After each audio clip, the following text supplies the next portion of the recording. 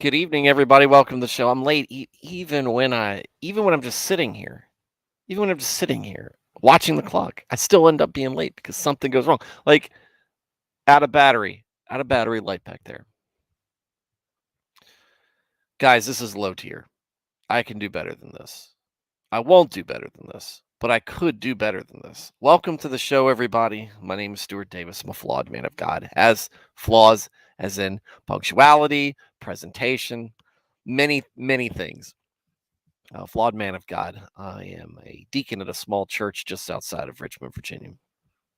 I'm not a pastor, not a biblical scholar, and I haven't been to seminary. I'm not trying to get you to join my church or any special cause. I'm just here to talk about God, talk about Jesus, talk about the Holy Spirit, talk about Christianity, talk about the Bible, talk about a wide variety of different topics, issues, and current events, and give you my perspective on them, one that I think is reflective of your average Christian guy. I've been a Christian all my life. 40 years, non-denominational Protestant. I don't subscribe to any particular doctrine or denomination, just in the word daily, trying to do it better each and every day. Many days I'll get it right. Often I'll get it wrong. But either way, when I'm streaming, you're going to hear my honest opinion on what we're discussing. So if you're somebody who is interested in learning more about Jesus, um, wondering what Christianity is all about, maybe there's a voice in the back of your mind wondering if there's more to this existence than just your life here on earth. Welcome to the show. Glad to have you here. I'm going to have you here. And hopefully, what you can get out of this setting and what you can get out of this channel are some answers, maybe some influence, and maybe a look through the eyes of folks who go to church regularly. I'm not, like I said, I'm not a preacher. I'm not professional at this. I'm not the guy standing up at the pulpit. I'm the guy sitting next to you in the pew, one who's been sitting there for a while, and I can give you what what experience I've had, and hopefully, what you get here will help start you on a path to salvation. So bring me your questions, bring me your issues, bring me your experience, and let me know, and let me give you what help, guidance, or whatever I can.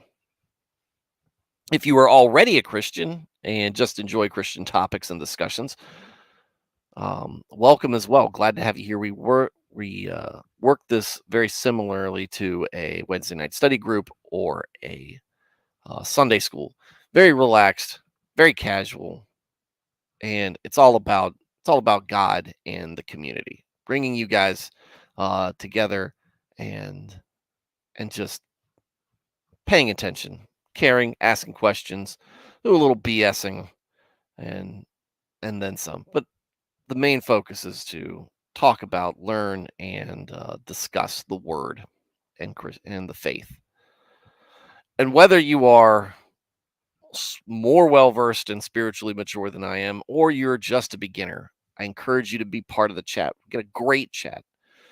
Folks who tune in and night out and put their thoughts, opinions, jokes, lots of commentary about me in there. But the chat makes this show better. The engagement adds um, adds an incredible amount of value, and I'm thankful for it. And I would love for you to be part of that. So join in. Don't be afraid. We want to hear what you have to say, and the community is small enough that if you say something, I'll read and respond to it, and you'll probably get some reaction out of the chat as well. We're good folks here. Good folks here fighting the good fight. So how's everybody doing this evening? Everybody doing okay? Tell you my insurance story. Told you a tree fell on my van. Mm. Um, Insurance company set up a estimate at a body shop very close to my house. Time was today. I was the time I was going to be able to easily make it over. We set that up, got a confirmation and everything. and that was great. This morning before the appointment, I got a call from the body shop asking to schedule an appointment. I said, I already have an appointment scheduled. And they said, no, you don't. I said, I handled it with the insurance company. You're part of their network. And they said, we don't do estimates on Wednesdays. So they don't have access to my books. She was kind of rude about it. And I was like, okay, so what day do you have open? And so we're going to do it on Friday unless I find another body shop, because I don't like when people are flippant about this kind of stuff. I get it that is I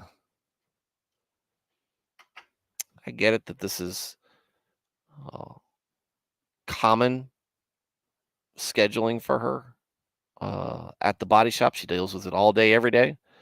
But the people coming in, their car is damaged. It's a major inconvenience.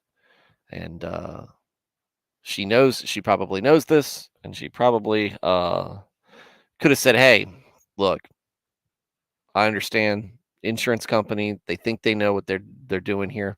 Let me see what we can do. Instead, nope, we're going to schedule it on our own. So I've so I'm going to try to take it somewhere else. Of course, the other place I called didn't call me back, so I might be stuck with them. But when I get in there, I'll let them know that I wasn't happy with the customer service end of things. Other than that, pretty pedestrian day. It's been pretty good. So hopefully you guys are having a good time of it and are ready for some discussions with Job. We've talked about this before. Job is we're not going to be doing a rehash or a build up, or at least not much of one. Just going to talk about it. Cool hat. You just noticing it?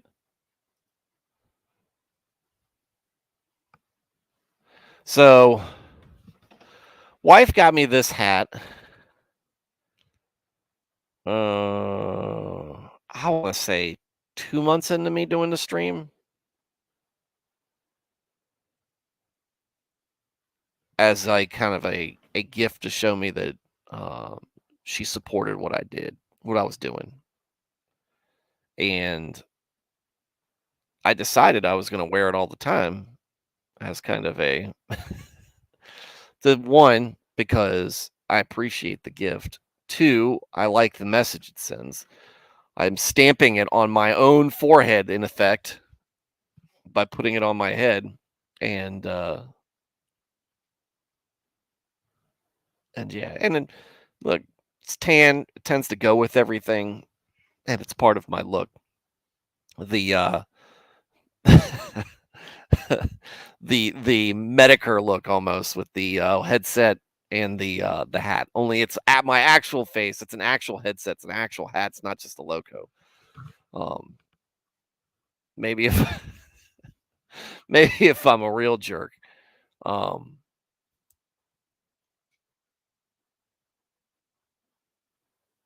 on a second.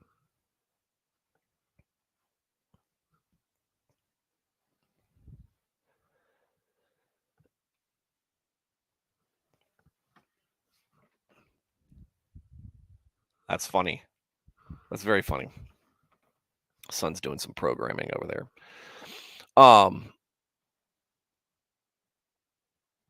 The what was I gonna say? Oh, if I was going to be a real jerk, I could have somebody make a logo of me that looks just like Medicare's logo, uh, except with just a few changes.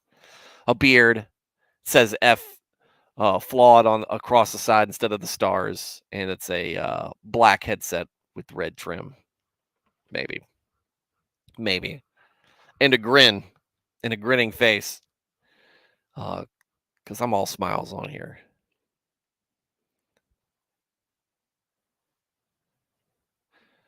All right, so we've got Nico, another day, another chapter. Correct. Dresden, how's it going? Veritax and Alias coming in. Cool, like I said, a cool hat. Texan Italian popped in. Well, awesome to have you here. Dresden coming in, but are you really flawed if God made you? In which case, you're perfect in the Creator's eyes.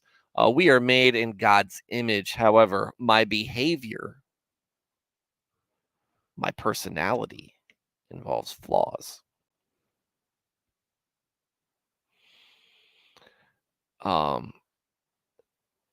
Just because God made me doesn't mean he made me perfect. I saw you, Alex. I was getting to you. Your chat is laughter. Then Alex is here. And Veritax says, no, if you want to show how big of a jerk you are, go help your neighbor start their old school Briggs and Stratton mower because it's all clogged up. The fuel filter's all clogged up with ethanol gas. Veritex said, that's actually an interesting question. We are all flawed because sin entered the world. Period.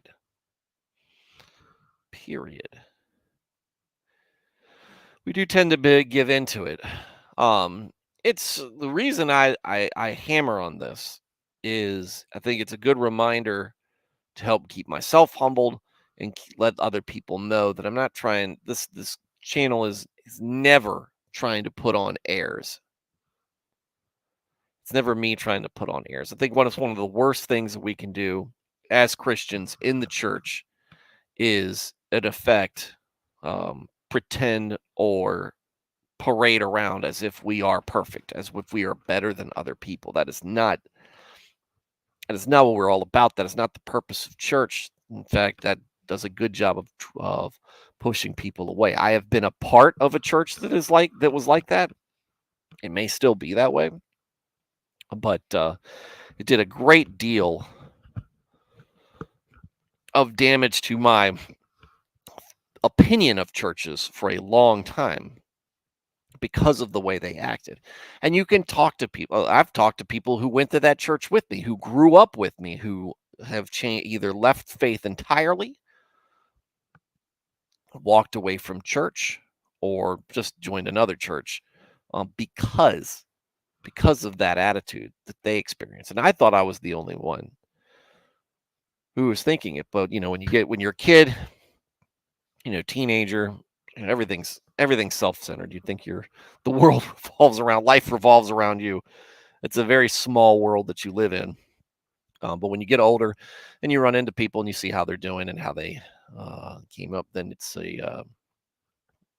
then you realize it's not just you. So that is something that we really need to do a good job of, is reminding ourselves, not just when we're here, not just when we're praying to God, not just when we're being reflective, when we're alone or with family, but when we're out and about. And we do have there is degeneracy out in the world. There's an incredible there was an incredible amount of degeneracy in the world, and people who do wicked and heinous things. They have people who do wicked and heinous things in the name of God, or in the name of love is love, or all this other stuff. And it's easy for us to scoff at that because it is wrong. But instead of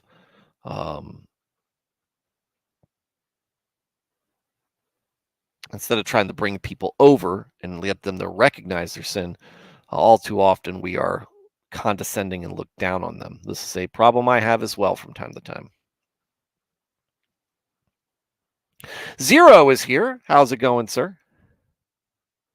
Or ma'am? I don't know. Oh, wait, no, Zero's a dude, I think. Zero just joined the Discord yesterday evening, I believe.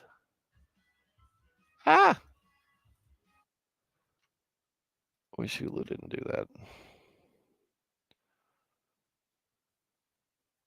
General chat. Anyway, welcome to the Discord, Zero. Dresden says, I'm not saying you're wrong. It's good to work on yourself and be a better person for your family and the community, but it's an interesting point of view. No, you are a creation of God, which means you have value. how so many people, including Christians, put zero value on us and try to um, sometimes come to the perspective that we are worms or, you know, without value.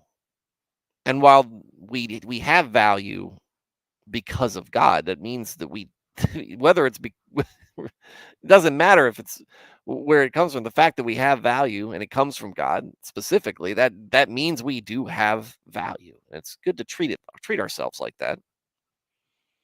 Just don't price yourself out. Don't overestimate your value.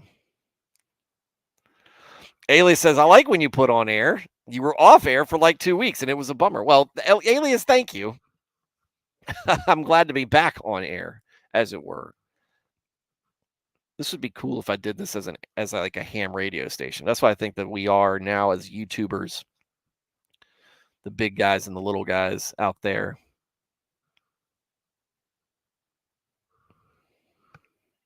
Sending my son down off to don't try to poke your head up. I know you're sneaky like that. Go on down. Have a good night.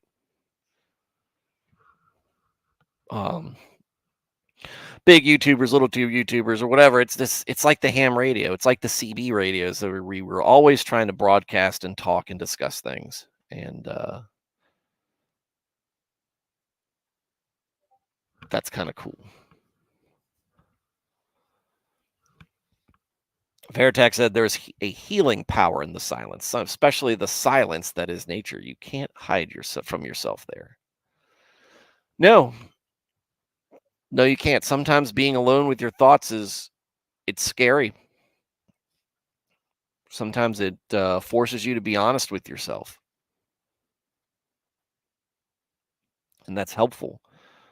It's good for you. It's good to do. All right. So, welcome everybody. Glad to have you here. We're going to continue talking about Job. We're going to continue reading from Job.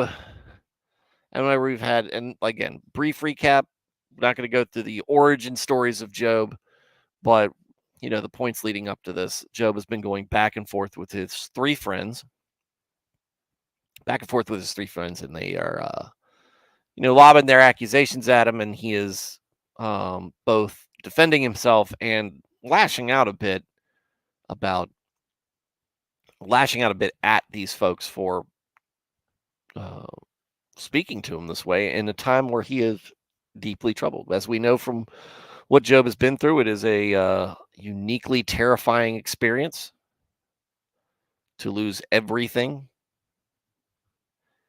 and including now seems the respect and perhaps friendship of people that he thought dear to him. And so we have Eliphaz, Bildad, and Zophar, and one more guy who's kind of a tag along Ute who hasn't spoken yet, and he's still a little ways off before we really hear from him. So let's get into it. Job chapter 20. Then Zophar, the Naamathite, answered and said, Therefore, my disquieting thoughts make me answer, because of the uneasiness that is within me.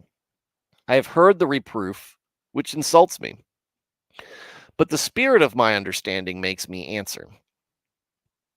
Do you not know this from the old days, since the time that man was placed on the earth, that the triumphing of the wicked is short, and the joy of the godless is only for a moment? Though his pride reaches the heavens and his head touches the clouds, yet he perishes forever like his own refuse. Interesting imagery. He perishes forever like his own refuse. Those who have seen him will say, Where is he? He flies away like a dream and cannot be found. Yes, he is chased away like a vision of the night. The eye which saw him sees no longer. The eye which saw him sees him no longer. neither does his accustomed place behold him any longer. His sons favor the poor and pay his obligations, and his hands give back his ill-gotten wealth. That seems uniquely directed at Job, or it seems specifically directed at Job. His bones are full of youthful strength, but it lies down with him in the dust. And though evil and wickedness are sweet in his mouth, and he hides it under his tongue, though he desires it and will not let it go, but holds it in his mouth, yet his food turns to poison in his stomach, and it is the venom of vipers within him. He swallows his ill-gotten riches, but will vomit them up. God will drive them out of his belly. He sucks the poison of vipers, which ill-gotten wealth contains. The viper's tongue slays him. He does not look at the rivers, the flowing streams of honey and butter, to enjoy his wealth. He gives back what he has labored for and attained, and cannot swallow it down to enjoy it. As to the riches of his labor, he cannot even enjoy them. For he has oppressed and neglected the poor. He has violently taken away houses which he did not build. Because he knew no quietness or calm within him because of his greed, he does not retain anything he desires. There is nothing left of what he devoured. Therefore, his prosperity does not endure. In the fullness of his excess, great abundance, he will be in trouble. The hand of everyone who suffers will come against him. He is miserable on every side. When he fills his belly, God will send his fierce anger on him, and will rain it upon him while he is eating. May he flee from the iron weapon, but the bow of bronze will pierce him through. The arrow is drawn forth, and it comes out of his back after passing through his body. Whew, a little graphic there. Yes, the glittering point comes out of his gall. Terrors march in upon him. Complete darkness, misfortune, is held in reserve for his treasures. An unfanned fire will devour him. It will consume the survivor in his tent. The heavens will reveal his wickedness and guilt, and the earth will rise up against him. The produce and increase of his house will depart with the victors. His possessions will be dragged away in the days of God's wrath. This is the wicked man's portion from God, and the heritage decreed and appointed to him by God. What's going on, Wild Weeb? Yeah, as Nico said, it's been a while seeing you around. Glad to have you here. Always good to have you stop by, Weeb. Always good. Veritech says, the more I listen to Zophar, the more I wonder if he has a bit too much experience to be this eloquent. Perhaps a bit of projection here. This might be, I like that, Veritex. This might be a bit of projection from all of them, right? Because what do we learn when we're a kid? Our parents try to tell us liars are always accusing other people of lying, or always looking for deceit in others because that is what their lives are filled with. I mean, accusers kind of falls in that same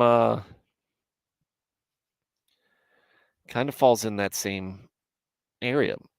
And what Zophar's talking about here is not very different from what we see Bildad talk about when he's talking about the wicked. It's this long, almost poetic musings of metaphors and similes directed at the audience, which is Job and the other three there with him. But it's a bunch, and it really comes off like the other one from Bildad, a bunch of platitudes. There's a lot of platitudes, and they're all directed at Job with no actual knowledge of why he feels this way. It's a lot of suspicion. And again, we talked about this. That really feels like, because of how Eliphaz starts his first rebuke of Job, that Satan has got his hands firmly in what's going on. Eliphaz, if you guys will recall, mentioned that he's visited by a spirit that talks to him before he came up to spend time with Job when all of this happened. And we know that Satan was involved, the primary mover for what has happened to Job,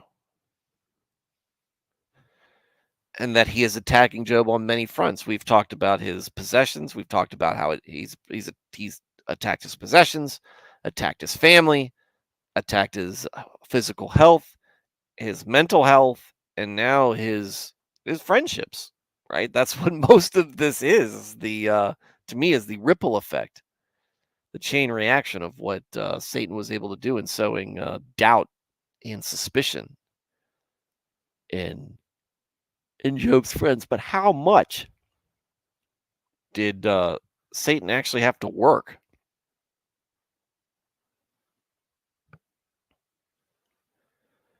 to get them? How much did Satan have to work to bring that suspicion? And like you said, Veritex, maybe it didn't require much at all, because maybe these guys are guilty of their own, got their own great sins. Who knows? I have a family member who likes to, not a close family member, but I do have a family member who has a bad habit of wanting to make himself look better among the family by pointing out what other people do wrong, making sure we all know how bad someone else in the family is doing, what they're struggling with, and kick them down. But it makes them, to me, in my eyes, makes them seem like a bully, makes them seem small, petty, and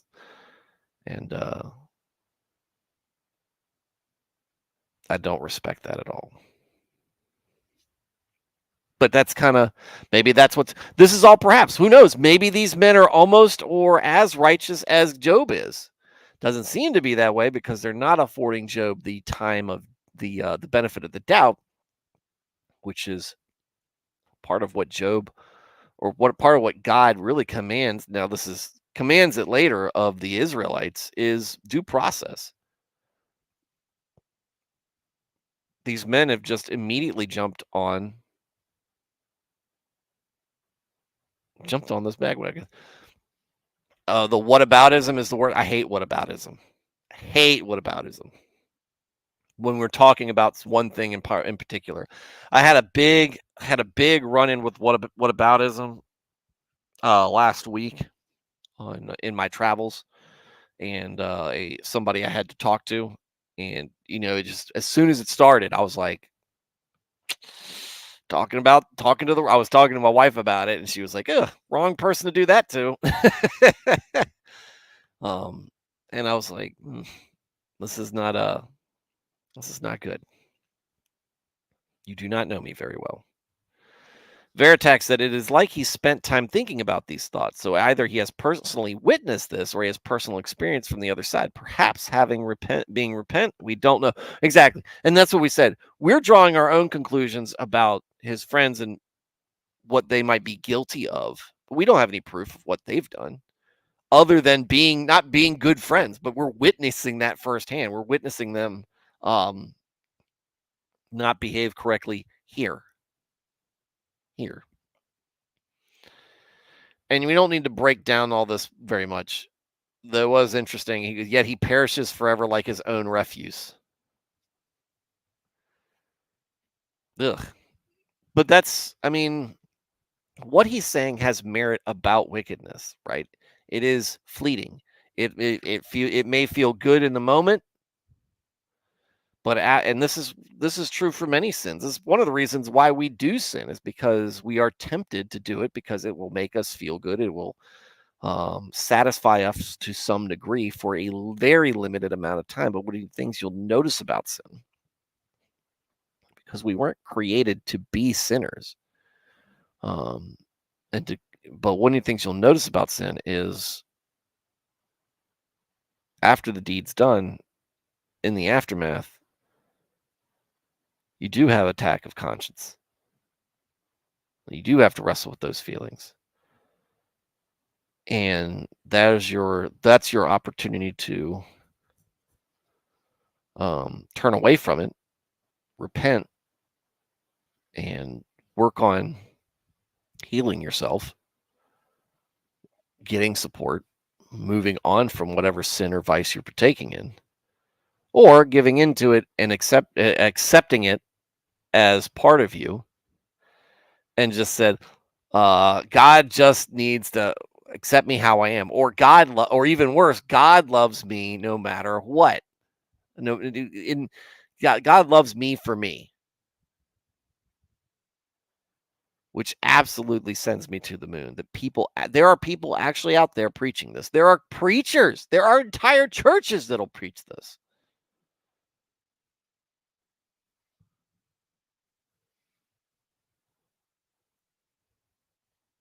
It's not it's not healthy for us. But look back at your own life, because I can do this. Look back at your own life when you're doing something, when you've done something that you know is wrong, even though you enjoy it.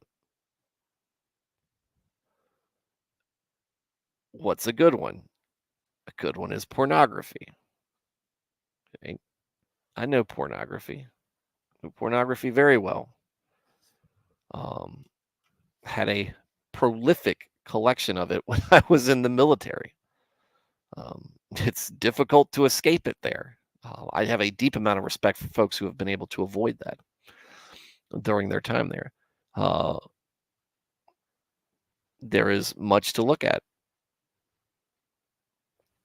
Tits and other things, right? I mean, the beauty of the female body is on this full display in an arousing and sensuous manner. And using pornography for what we know we are using pornography for, on the back end, always felt bad. Always felt bad. Tried to ignore it, and oftentimes I would be able to just push that aside, keep going. It's porn. It is. It wasn't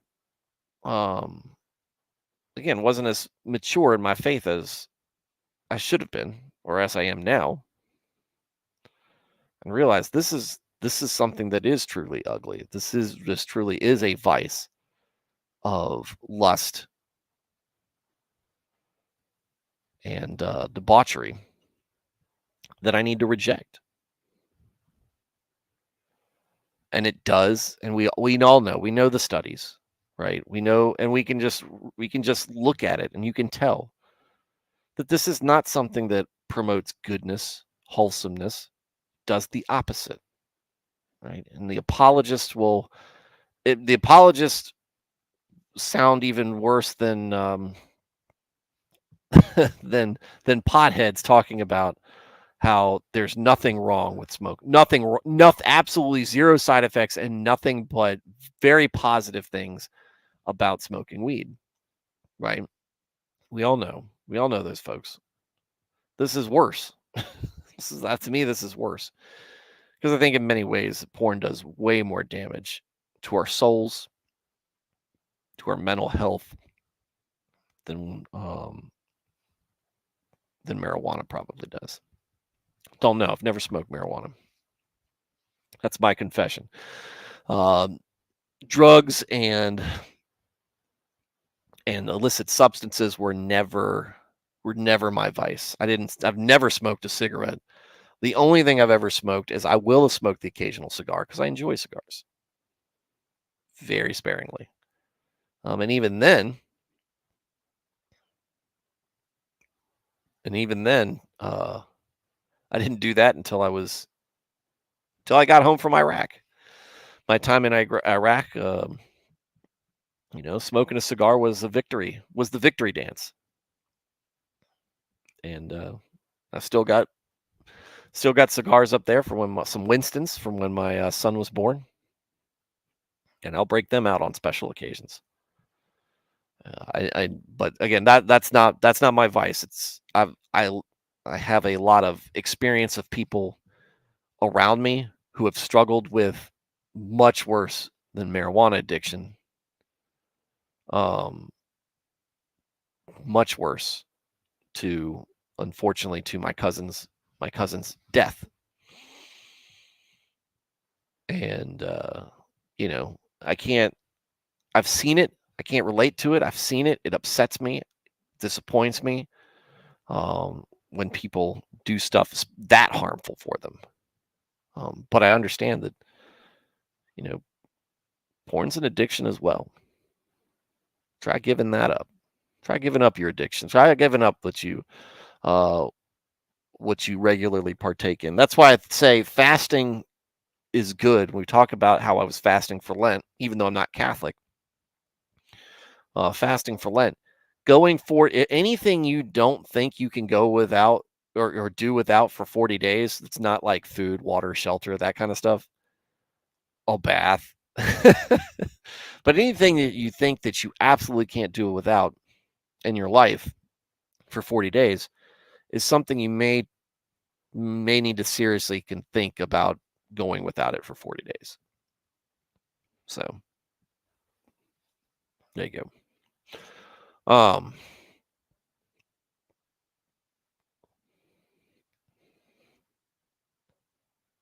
When I hate but strongly dislike, hey, while we hate what they're preaching, hate what they're saying, because it is wrong. Porn actually damages the mind. It absolutely does. Weed cures all illnesses. Well, yeah. we weed solves all problems, according to some.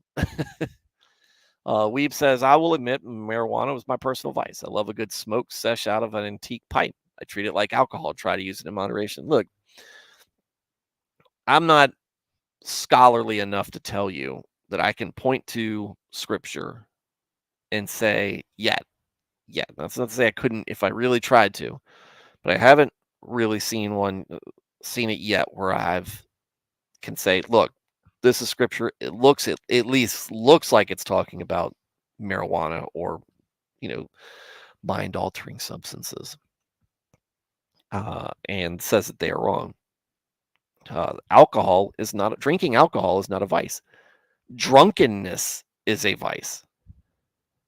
You can drink whiskey. It's 12-year Lagavulin right there.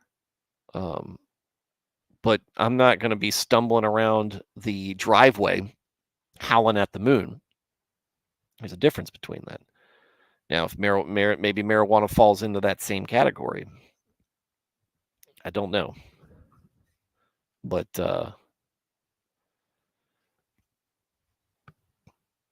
it is what it is. You should. The hard part is it's easy for me to say, look, if you feel like it's getting out of hand, you need to go ahead and quit it. But a lot of times addiction sneaks up on you.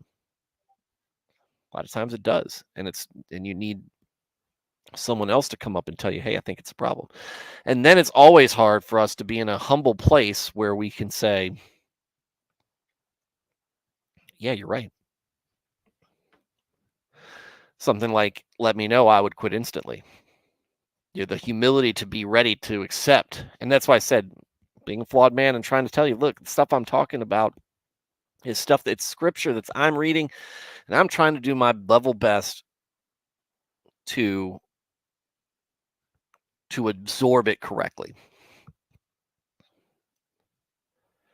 Functioning alcoholics are sinners because you're an alcoholic. Or it is a sin to be a functioning alcoholic because the operative word is alcoholic. I'm trying my level best to give you what the word is saying.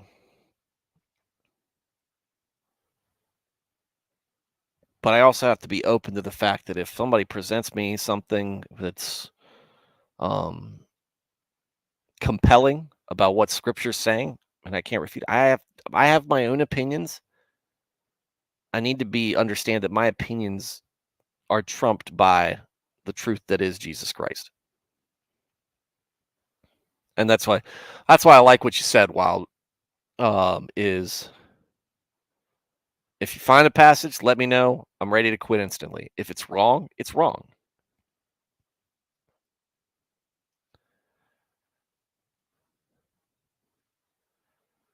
So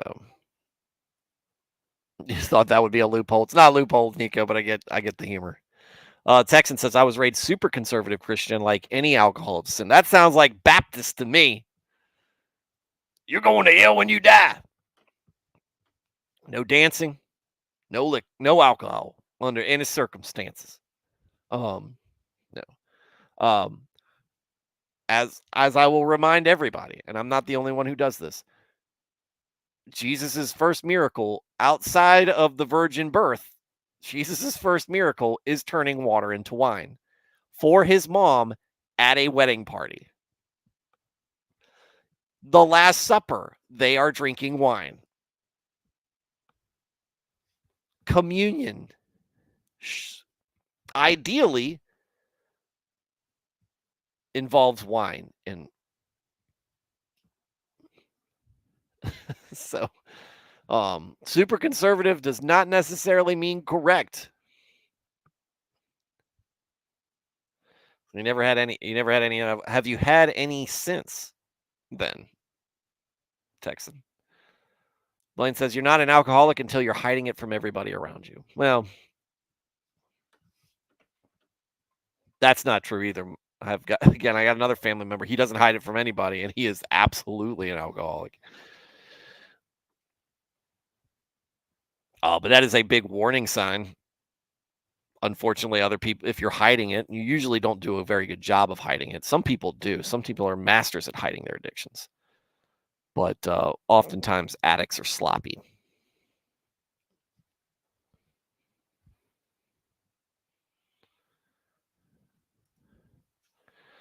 Weeb says if it's wrong is a perfect way of saying it. Easy. The reason I smoke now is because it would help my scoliosis pain and PTSD anxiety. But I did start before I was Christian, and I would say how I used it back then would be considered like drunkenness. Yeah. Nailed it. Oh, I'm going to talk to me and a buddy of mine at church. we look, and I love Baptists a lot. I have a great deal of respect for them. A lot of we share not as a non-denominational. I share a lot of similarities with Baptists, but Baptists do fit into some stereotypical categories, which makes them good to make jokes about. Same thing with Calvinists and other people, and other and Catholics and other denominations. But we particularly enjoy teasing our Baptist brethren, so I'm gonna have to relay that story. I got a listener. I got a viewer. absolutely no alcohol. But it's again, and then the other thing I would say to that Weeb is that helps your pain and anxiety and things that you're struggling with. Would the alternative be worse if you started taking pharmaceutical pills that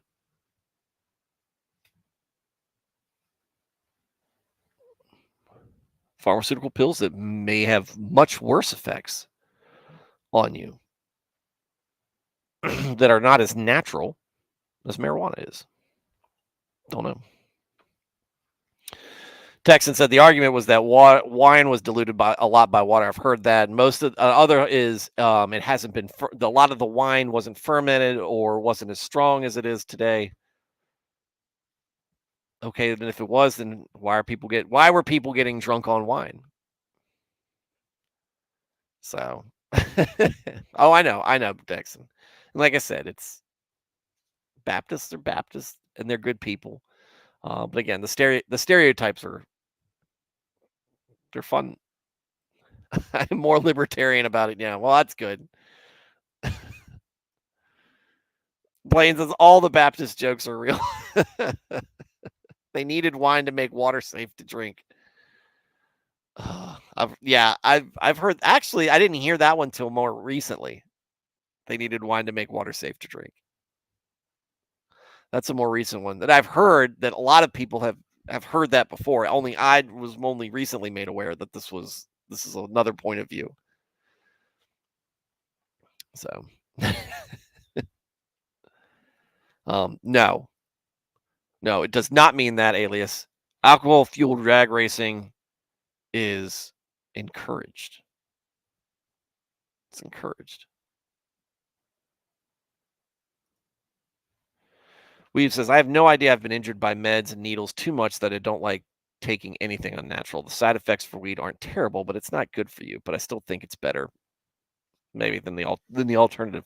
Like I said, there's a lot of, and I think that we have all become more um, suspicious of the pharmaceutical industry after the last few years. But what some therapists and what will do, and what the push to put everybody on pills is concerning. If you think about the amount of people that in your life that are medicated, do you think that they need to be medicated? What did these folks do? What did we do before all this? People just kill themselves all the time. People just walk around hating life. I don't think so. I don't think so. It's very troublesome. The state that we are in, and how there are doctors out there that will push medication on people at the slightest sign of distress instead of trying to help a person work through an issue. Whoa, wait, what? The best was visiting my grandma's Episcopal church and getting told not to take communion because it was wine. It was actual wine in there. I didn't read that right at first. That's why I was like, whoa. But it's because there's actual wine in there.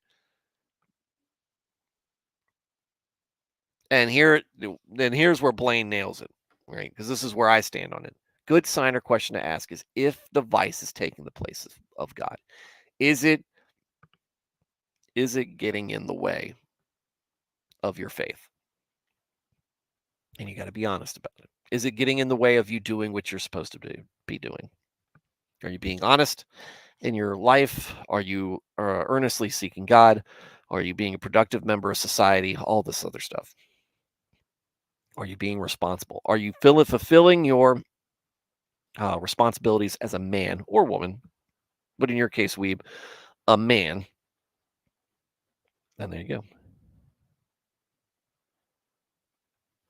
Veritex had two problems. One, we don't eat the same food the founders ate. Much of our food isn't from family farms. Pesticides plus runoff plus other toxins. Too much money in medical patents. Yeah. No, I mean, it is an industry. But yeah. And I think sometimes, and I think that we as a society, sometimes we have folks who, and this is not, and again, I'm an ADHD kid, took Ritalin, right? And I'm very much in uh in the camp that sometimes some medicines can work for some people.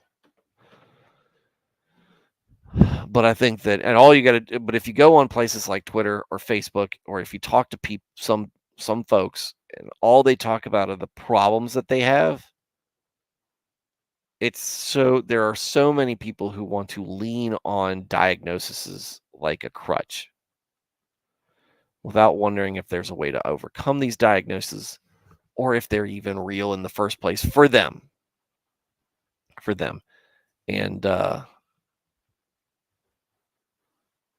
think we all know somebody.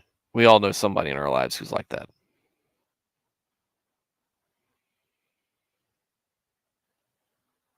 So, all right, great discussion, guys. This is why I love these. I love the chat. I tell you guys, chat's great. Great for coming up with this stuff. I think this all started with, how did this all start? I think this all started with Dresden. To a degree, we stopped a little bit. Maybe. Or was it Veritax talking about projection? Not sure. But again, all it takes is one of you guys' comments to really spiral off the to derail the conversation a little bit, and derail in a good way, not derail in a you know, southeastern Pennsylvania, northeastern Ohio derailment, chemical derailment on a train way.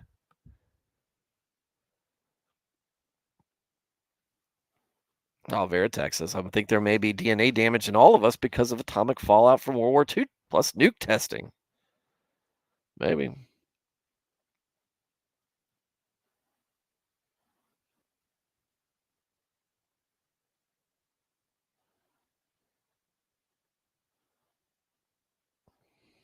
All right.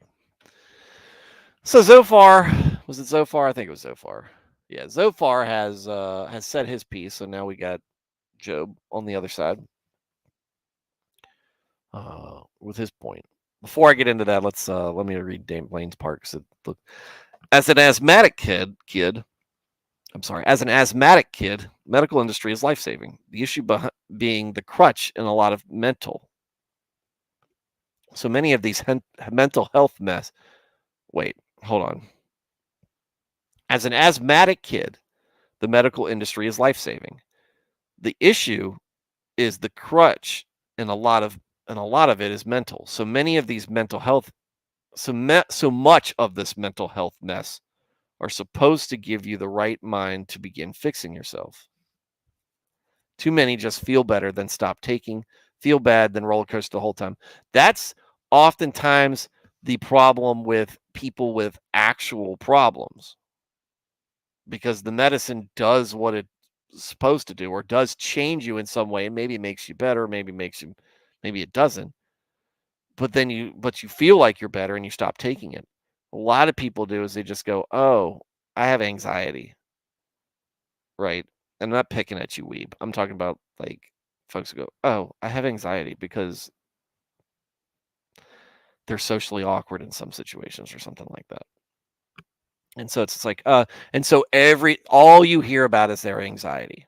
Every conversation you have, that all circles, they always manage to circle it around their anxiety in some place. Just using that because it's low hanging fruit. Um, I see it all the time, and I hate it. As an ADHD kid, I hate seeing people put that stuff in their bios on Twitter and stuff like that, and then just most of those folks, you're probably not. You're probably not actually ADHD. Um, you probably just have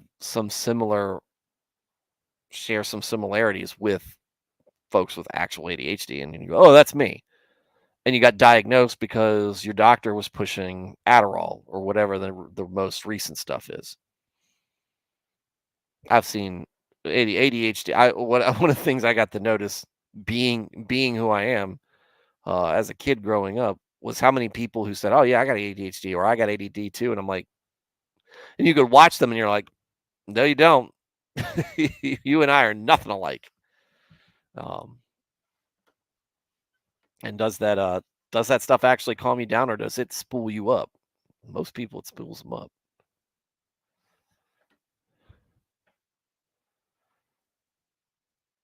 Fair tax. Yeah, Blaine. Most of these things need medical supervision and treatment, coupled with cognitive behavioral therapy to fix our paths. Actually, there's talk now that ADHD and autism may be part of the same range of conditions. That's a new thing I've heard. Not everyone at ADHD is on Adderall or Ritalin. There are non-stims. Um, yeah, I have I have a friend of my brother's is a geneticist, and we talked about that because there are a lot of, to me, I do notice a lot of similarities between ADHD folks like myself and high functioning autistics. And um, but I've talked to him about it. He goes, there doesn't seem to be any genetic correlation between the two. They don't seem to be any. They don't seem to be related.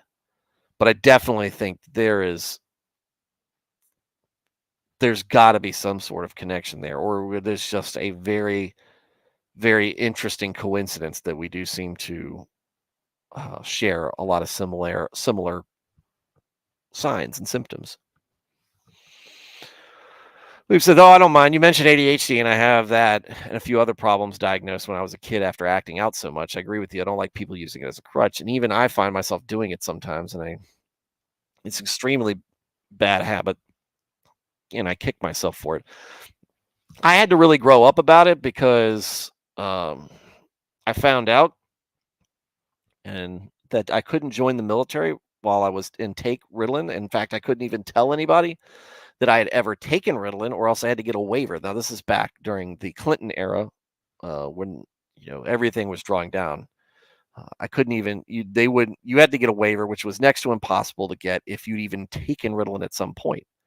And so when I learned that, I stopped taking it myself. I stopped medicating myself. I was still in high school, and then when my recruiters mentioned that, I said, "What do I do?" He goes, "Just lie." And so I did. I lied. I lied at MEPS. But I had to go through the Army experience not medicated. I had to go through my last couple of years of high school not medicated. And you can't use that as a crutch because, one, I didn't tell my parents or anybody else I wasn't taking my Ritalin anymore. And I couldn't tell my drill sergeant or my squad leader or whoever, be like, "Oh, yeah, the reason I'm struggling is because I'm ADHD, and I'm not taking my meds." You can't do that, right? You got to man up.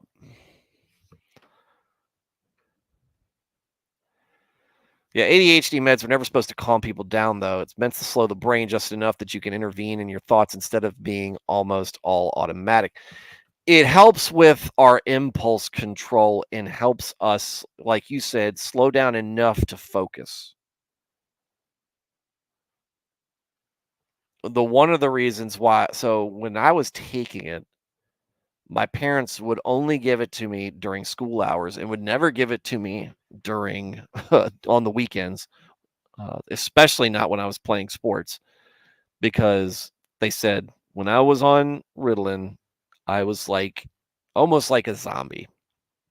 Like all the personality was drained out. So much of my I guess so much of my personality is energy based, I guess. I don't know. But they said he's like, we want our bubbly, energetic kid around us but we need him to not be the absolute maniac that he can be when he's at school. And so that's the thing, right?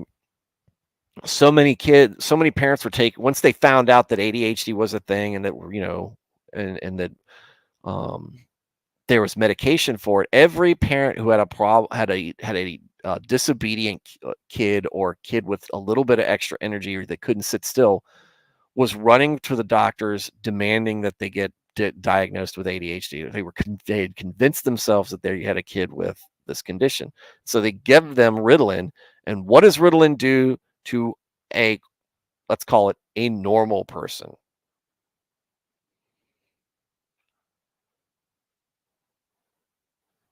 What does Ritalin do to a normal person? They're all over the map.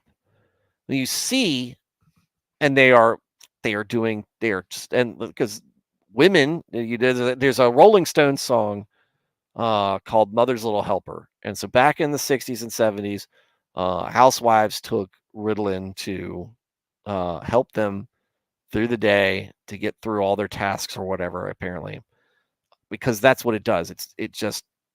And why do kids were kids taking students taking Ritalin and Adderall when they didn't need it while they were in college to get through finals and stuff like that?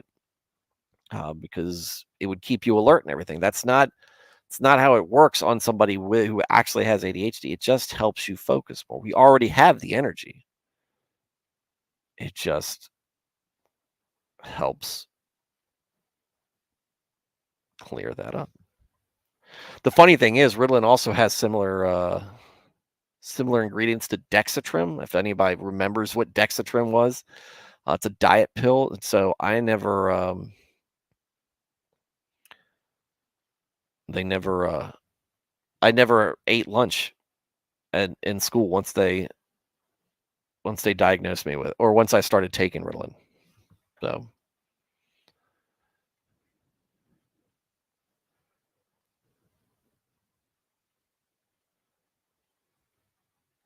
got to start talking about ADHD. Got the whole chat. I got the chat really flying now.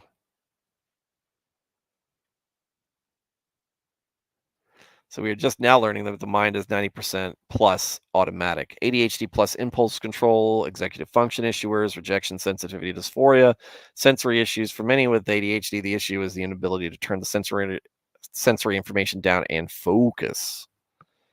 Yeah.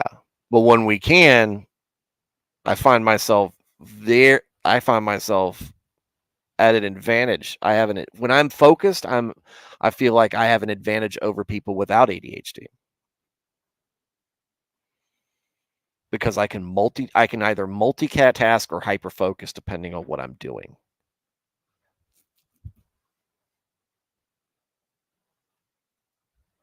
Ayla says, do you think society has always had these conditions or some are newer or things are just ramping up towards the end? Don't know. I think Veritex followed up with ADHD was in one of the first medical texts in the US.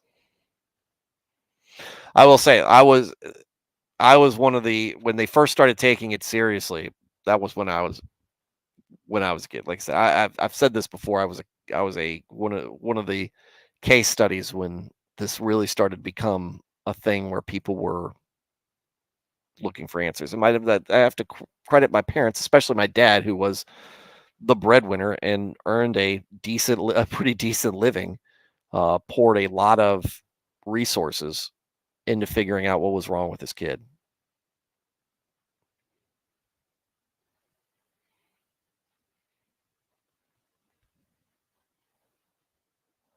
Weeb said, I went through most of my adult life not on medication. I was provided Vyvanese. I don't know how do you spell that. How do you pronounce that? And took that as a kid for a while. Side effects messed up your development, I believe, killed my appetite as a kid so much. Yeah. I do believe the right ADHD meds can work, but it needs to be tested with. I think that what we should do, though, as somebody who's done it, is try to live life off of them. Try to learn how to live life off them. It helps me right now. I have a wife who's very supportive. She's very well organized, and she keeps me organized. So it's easy for me to say that. But again, that's the complementary side of husband and wife. Complement and support each other. Mutually supporting pairs. We do that in the military too. I had a time in elementary school where I mentioned some of the popular kids that I had ADHD. The next day, one of the girls popular with the guys was saying she suddenly had OCD, ADD. When I was a kid, ADHD was basically the kid said you're a retard. Unironically, you're a retard. Not the you just called somebody that, but that's what they would say. He's like you're retarded. And when I wasn't medicated or when my condition was surpassing the dosage, when they were still trying to figure out how to figure me out, I was unmanageable for 2 grades. I was unmanageable. In second grade, I was so bad. Of course, the teacher wasn't very well. She ended up becoming a librarian, so she wasn't really cut out to be a. Really wasn't. I think she realized she really wasn't cut out to be a teacher. She couldn't handle me. They had to switch me to another class with a woman who was very, very disciplined, but also very caring. And she put me in my place, and I didn't have any problems after that. Still had the fight, still had a couple of outbursts. I only took one real outburst before I had respect. But again, that teacher had to deal with the fact that when I was on, she couldn't wake me up, right? And she woke up in the nurse's office. But part of it was the educators. But my third grade teacher and me, that was hell on earth. But by the end of third grade, they really figured out what I needed to be doing with my medication, and really had figured out my IEP. So that when fourth grade started, I still had outbursts. I still got in fights. I still had some issues. I still had to go to the principal's office every once in a while, but it would decrease dramatically. I also had a better teacher. Wasn't my best teacher, but effective enough. Not bad. Zero said I was diagnosed with ADHD also. They put me on drugs. My mom took me off after a few months because she said I was like a zombie. And I've heard that for other kids that I can look at and say, "Yep, you're like me." Fairtax said the reason the stems seem to help is that it helps with uptake of norepinephrine and dopamine. Our minds on ADHD struggle to get enough. Blaine with the pronunciation, Vyvanse. Thank you. Weave says I'm the only person I know who ever got expelled from kindergarten. That's when my parents took me for tests. Back when I was the level of egregious behavior that would cause you to get expelled at kindergarten when I was a kid borders on homicide, right? Something that great. I punched my third grade teacher in the stomach. I ran away from school one time and actually didn't. I ran and hid in the school. They couldn't find me for 3 hours. Threw a spiral notebook at my teacher. I slammed a kid into a metal fence. I would routinely get up if a kid was picking on me, chase them down in the classroom, past the teacher, and beat them up. I was in my second and third grade, I was in the office every other day. Every other day. And while there's a lot of detention involved with that, never expulsion.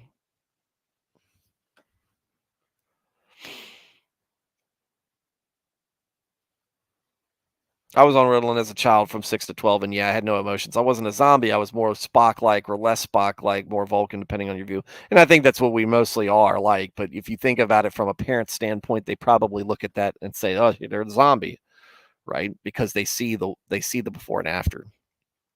But Spock would be. It's actually a very good comparison. All right, guys. I thought this was going to be like a 25-minute stream. You guys, we got this going an hour plus. Great job. I got in a lot of fights as a kid as well. I wonder if ADHD has a link to aggression. It's yes, in the fact that it's impulse control. Somebody makes you mad, immediately want to hit them. Gotta hit them. Gotta hit them. Gotta start a fight. You can't slow down and think, what are my consequences? And now it got to the point now where I'm always thinking of consequences before times. There are some times where I should have hauled off and hit somebody, but didn't because I was more worried. How's this going to affect my future? I wonder if ADHD has a link to aggression. Back when I was in kindergarten and I was in the principal's office, I was punching the principal in front of my parents. And like Veritek said, has issues with impulse control, emotional regulation. It is difficult. It is difficult. All right, guys, let's get focused on Job's response. I could talk about ADHD all day because I've got years of it. Job's dialogue regarding the wicked. It's dialogue with Zophar, I guess. Then Job answered and said, "Listen carefully to my speech, and let this be the consolation. Bear with me, and I also will speak. And after I have spoken, you may continue to mock me. As for me, is my complaint to man or about him? And why should I not be impatient and my spirit troubled?" Yeah, exactly. "Look at me and be astonished and appalled, and put your hand over your mouth. Even when I remember, I am troubled and afraid. Horror and trembling take hold of my flesh. Why do the wicked still live, become old, and become mighty in power? Their children and descendants are established with them in their sight, and their offspring before their eyes. Their houses are safe from fear, and the rod of God is not on them. Y'all listen carefully to this part, because this is a thing that a lot of people struggle with Christianity. Maybe you don't struggle it, but if you've talked to some people about why they don't believe, this is a underlying subconscious or maybe sometimes even outward issue with them. I'm going to go back and start this out.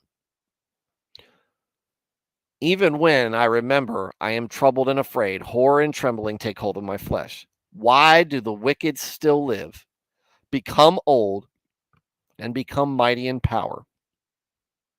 Their children and descendants are established with them in their sight, and their offspring before their eyes.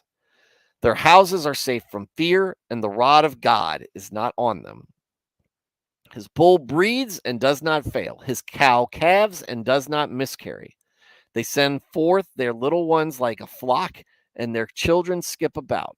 They lift up their voices and sing to the tambourine and the lyre, and rejoice to the sound of the flute.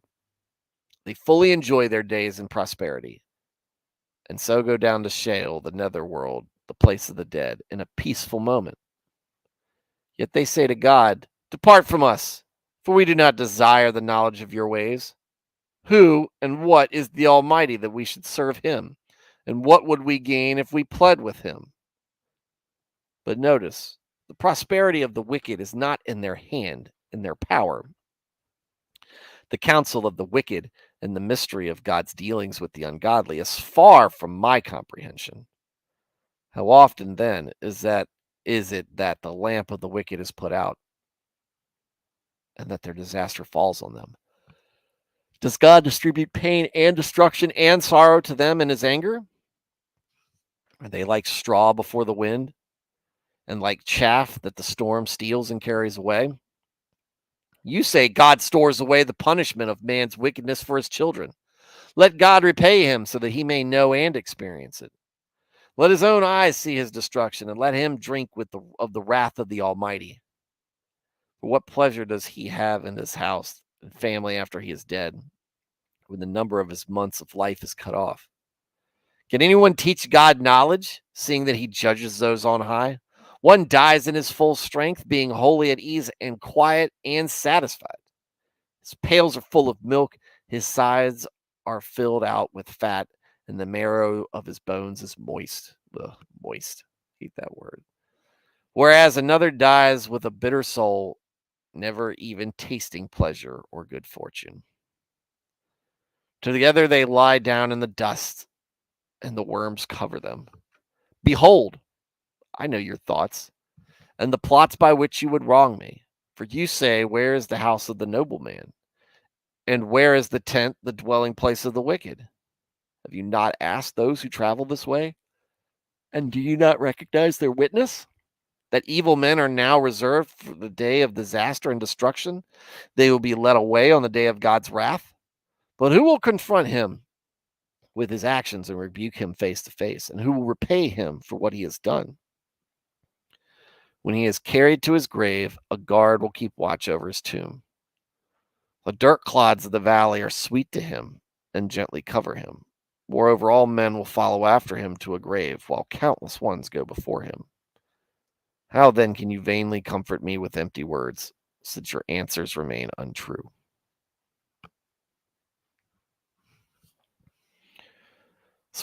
This is really good words from Job.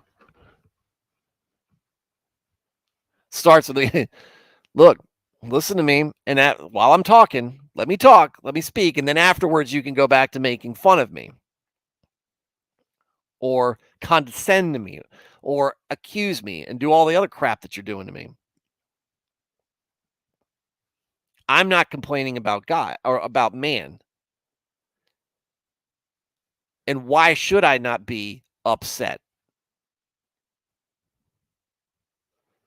And yet you look at me with the, oh no, what has happened to this? What did he do? What has he done to deserve this? But here's the big thing. Why do bad people still have good things happen to them? Why do bad people still find success in life?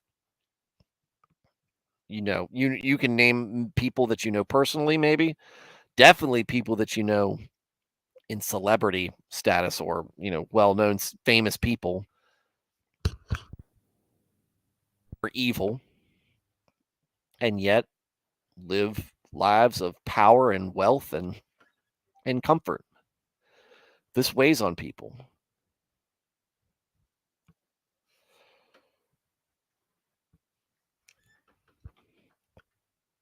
And they say to God, "Depart from us, for we do not desire the knowledge of your ways, and who is what is the Almighty, and why, and that we should serve him. And what will we gain?" They outwardly deny him.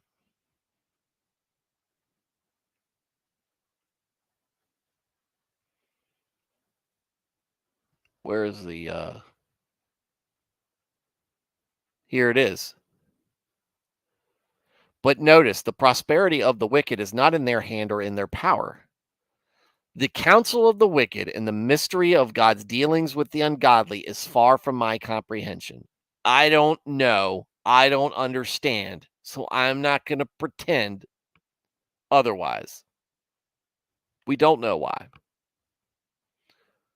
What I will say is a lot of times people who have got a lot of power and everything, they got their own inner problems. Again, if you were wicked, truly wicked to your core, and you just you invite that into yourself and you accept it as who you are, and you separate yourself from God, you ask who is God to me? I don't know if there's a place in heaven for you. Our time on earth is fleeting. Heaven is eternity.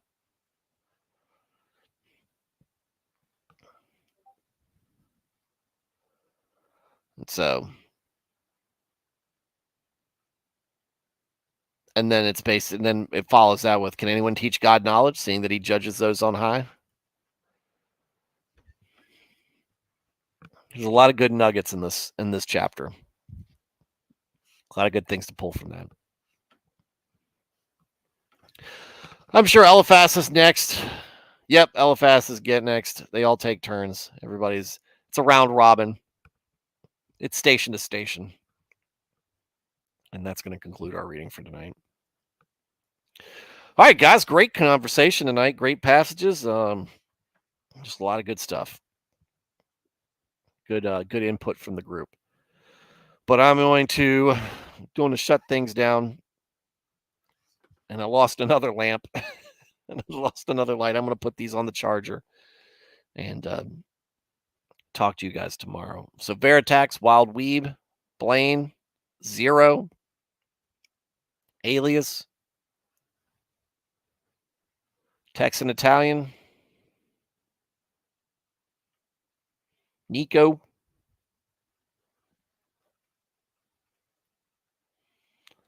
Dresden, Alex,